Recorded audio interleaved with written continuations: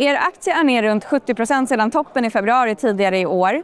Det har skrivits blanka rapporter på er. Vad är största missförståndet och hur bemöter ni ifrågasättandet? Jag vet inte om det finns så många missförstånd kanske, utan ska man ta blanka rapporterna så är det en rad olika teser som framförs och mycket av det tycker vi kanske inte stämmer då. Och att aktien är ner är ju delvis ett resultat av att det har funnits tveksamheter i spåren av blanka rapporterna. Och sen också såklart att tredje kvartalet kom in under förväntan, framförallt beroende på ett affärsområde. Men jag tror att det är viktigt för oss att fortsätta utbilda marknaden och förklara vad vi gör och vilken storhet Truecaller är i världen. Och samtidigt då som blankningarna har tilltagit, hur agerar ni för att investerare ska återfå förtroendet för er? Jag tror att i grund och botten handlar det om att fortsätta leverera på den plan man har och se till att folk förstår den planen och framförallt växa topline. Och det är ju det som är huvudfokus för oss i det dagliga arbetet. Att vi har ingen panik utan vi fullföljer den planen som vi har och sen får vi ju rätta till de problemen vi har. Men sen handlar det om att prata mycket med såklart de som är investerare, prata med marknaden, vara ute, göra den här typen av intervjuer och så vidare.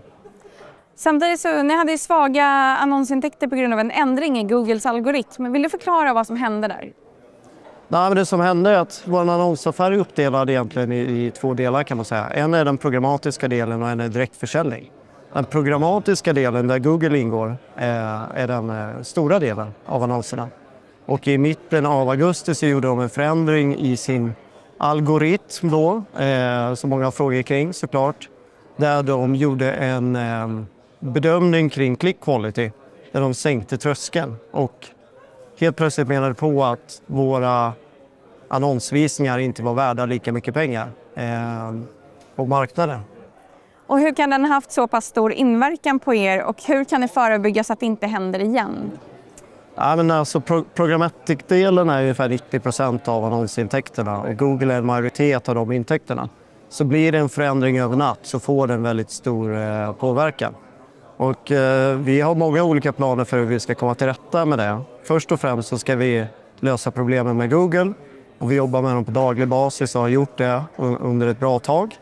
Och vi börjar väl se ljuset i tunneln och först och främst handlar det om att förstå varför den så kallade click quality har omvärderats och sen hitta lösningar på det problemet. Är det här någonting som ni skulle kunna söka ersättningsanspråk för? Det kanske det skulle kunna vara. Vi har många spår att titta på, men det vi fokuserar på är att lösa det direkta problemet.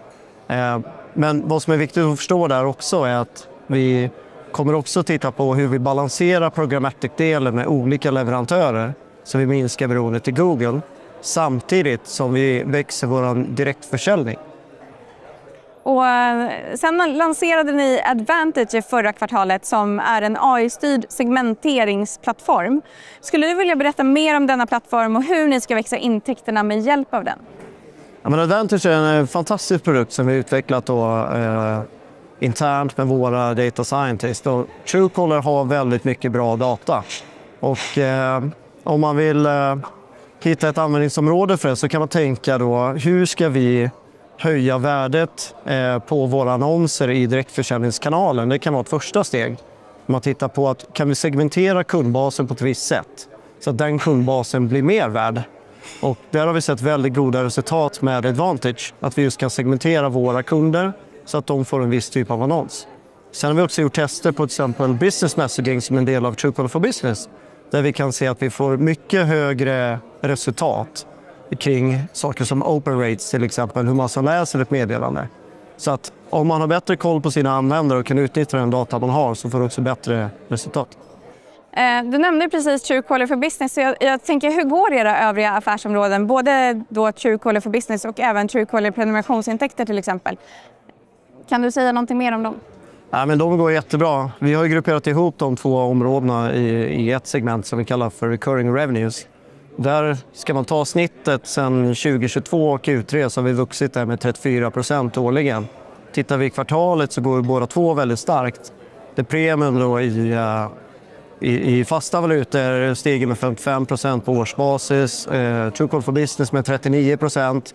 Sen har de lite olika intäktspåverkan från var produkten är stor. Truecaller for Business har primärt varit liksom en indisk produkt kan man säga. Där vi började i Indien som är vår största marknad. Där vi nu expanderar geografiskt. Men Truecaller Premium och prenumerationsintäkterna har en helt annan profil där 2/3 av intäkterna ligger utanför Indien.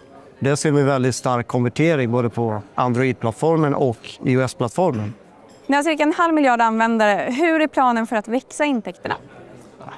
I grund och botten kommer vi fortsätta växa andelen användare. Det är väldigt viktigt. Oavsett om de är betalande eller inte så bidrar de till ekosystemet. Och vi är ju idag, skulle jag säga utan tvekan, världens största plattform för att verifiera nummer. Vi har 9 miljarder samtal i systemet varje dag som ger oss väldigt mycket värdefull information. Ska man titta på om man växer intäkter per användare så handlar det mycket om att fortsätta växa i flera regioner. Det handlar om att öka konvertering av premium, fortsätta rulla ut nya produkter inom ramen för Truecaller for Business. Men sen också hitta tjänster på konsumentnivå där vi ger ett mervärde utöver det som man kanske förknippar Truecaller med idag. Och där tror jag det finns många möjligheter beroende på vilken region det är och vilken typ av tjänst som man eftersöker att vi kan vara en del i det. Och hur ser strategi ut framåt då? Ja, strategin är ganska enkel egentligen. Vi kommer fortsätta växa på användarbasis. När det gäller annonssidan så satsar vi stort på att öka vår direktförsäljning. Det är mer stabilitet i den typen av intäkter, det är högre marginal, det är högre pris per annons. Premium fortsätter vi att konvertera väldigt starkt i många länder, så det kommer vi fortsätta med. När det gäller Truecaller for Business så tar vi den produkten nu till fler marknader på ett mer aggressivt sätt. Den finns i 40 länder idag, där vi har koncentrerat säljet i den indiska marknaden och där ökar vi nu vårt engagemang då.